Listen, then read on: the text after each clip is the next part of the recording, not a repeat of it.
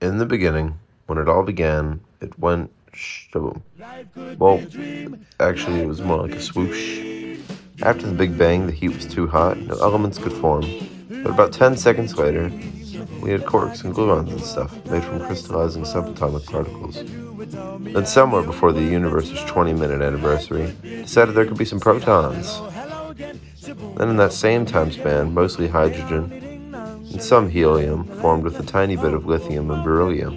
About 500 million years later, now we have big clouds of hydrogen and helium. And they started getting closer and closer and a bit closer. And then boom, stars. Now we have stars, hot things in the space sky.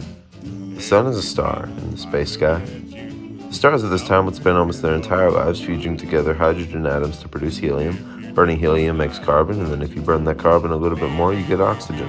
The reaction of hydrogen fusing to create helium is called nuclear fusion, as explained by energy.gov. Fusion reactions occur when two nuclei come together to form one atom. The reaction that happens in the sun fuses two hydrogen atoms together to produce helium. It looks like this in a very simplified way: H plus H, then over to He plus energy. This energy can be calculated by the famous Einstein equation E equals mc squared. The hottest parts of the stars would just burn, break down, and build heavier elements. Once the star gets a bit too excited and tries to make iron, it can't, so it just explodes. The star collapses in on itself, but because of this collapse, a massive amount of energy is produced. The energy is created in the form of a small bang, still pretty big, called a supernova. Here's Wikipedia's version. Very massive stars can undergo core collapse when nuclear fusion becomes unstable to sustain the core against its own gravity. Passing this threshold is the cause of all types of supernova except type La. The collapse may cause violent expulsion of the outer layers of the star, resulting in a supernova.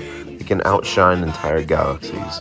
Supernovas can create every element all the way up to plutonium. There are other ways these elements can be created, but these are the prime ways. Out of the 118 known elements, the 26 heaviest ones are artificially made by slamming together relatively heavy nuclei together at immense speed in a particle accelerator, but they end up being very unstable and falling apart within the fraction of a second. The laws of physics show that there are more than likely no other elements, though some have been speculated to exist. Our universe has existed for 13.4 billion years. We are all built upon the same quarks and gluons that have always been here. We are all stardust. It took a few 100 million years for the elements to finish updating. To anyone who's questioned what I've stated here, just keep in mind that, the Bible, it mentions evolution and the Big Bang about over 25 times. And most of the translations are pretty wrong. So, they go together. Why not? Here is a periodic table with how each element was made on it. Yeah.